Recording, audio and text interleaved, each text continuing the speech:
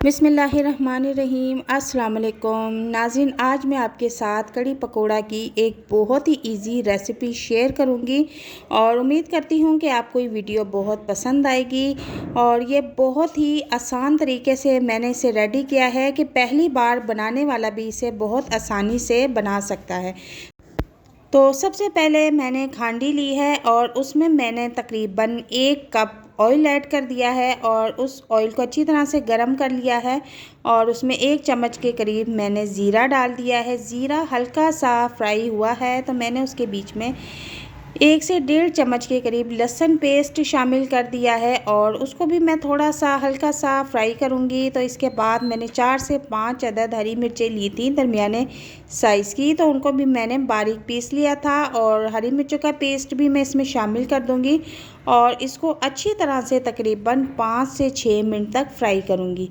तो पानी का छींटा साथ साथ लगाते रहेंगे और इसी दौरान मैं इसमें 1 चम्मच भर के नमक भी ऐड कर दूंगी और उसके बाद 1 चम्मच हल्दी भी ऐड करूंगी, 1 चम्मच में लाल पिसी हुई मिर्च ऐड करूंगी और 1 चम्मच ही कुटा हुआ ज़ीरा और 1 चम्मच ही साबुत धनिया मैं इसमें ऐड कर दूंगी। साथ ही साथ मैं इसमें हरी मिर्चों का थोड़ा सा पानी मैंने रेडी करके रखा हुआ था। जब मैंने हरी मिर्चें पीसी थी तो उनका थोड़ा सा पानी मैंने रख लिया था, तो वो अब साथ साथ इसमें डाल के फ्राई करती रहूँगी। जब तक से मसाला फ्राई होता है तो हम इधर से कड़ी का सामान रेडी कर लेते हैं। तो जनाब, मैं कड़ी की क्वांटिटी आपको बता देती हूँ कि 1 पाव मैंने बेसन लिया है और 1 किलो मैंने दही लिया है। दही और बेसन को अच्छी तरह से मिक्स कर लेंगे, एक सिरप की फॉर्म में इसे बना के रख लेंगे।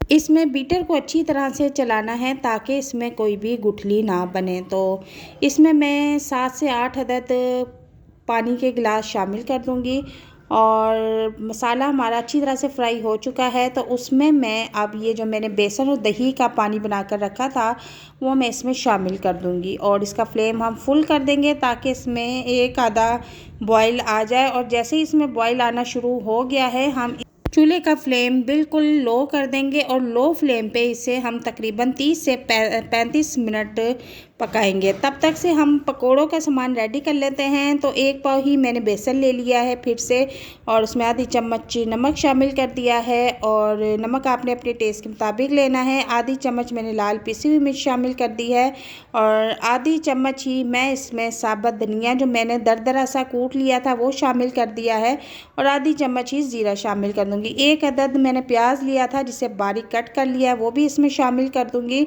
और थोड़ी सी मैंने पालक ली थी। पकौड़ों में पालक बहुत मज़े की लगती है तो पालक भी मैंने इसमें शामिल कर दी है। 2 से 3 अदद मैंने हरी मिर्चें ली हैं, उन्हें भी बारीक कट करके मैं इसमें शामिल कर दूँगी और इसको अच्छी तरह से मिक्स कर लूँगी और मिक्स करके पेस्ट बना के रख दूँगी। अब चूल्हे पर एक खूबसूरत सा पैन लेंगे और उसमें काफ़ी सारा ऑयल गरम कर लेंगे और पकोड़े बनाना स्टार्ट कर देंगे। तो हमारे पकोड़े बनना शुरू हो गए हैं और एक बात जो याद रखने वाली है वो ये है कि पकोड़े आपने बिल्कुल छोटे साइज़ के बनाने हैं क्योंकि कड़ी में जाकर थोड़े से फूल जाते हैं। तो जनाब, पकोड़े मैंने सारे रेडी कर लिए हैं और माशाल्लाह से बहुत ही मज़े के पकोड़े बने हैं। तो चलते हैं अपनी कड़ी की तरफ जो कि 40-45 मिनट से वो लो फ्लेम पे पक रही थी। तो देखते हैं उसकी क्या कंडीशन है। तो माशाल्लाह से कड़ी रेडी हो चुकी है, काफ़ी गाढ़ी भी हो चुकी है। तो अब मैं इसमें जो है पकोड़े शामिल कर दूंगी जो मैंने बना के रेडी करके रखे हुए थे।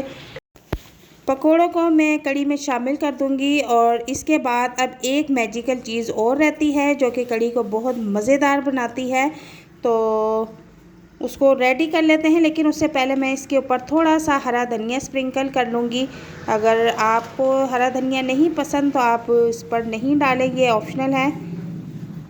तो इसके बाद हम एक पैन फिर ले लेंगे और उसमें थोड़ा सा ऑयल डालेंगे और ये लाल साबुत गोल मिर्च जो है इसे अच्छी तरह से इसमें गरम कर लेंगे।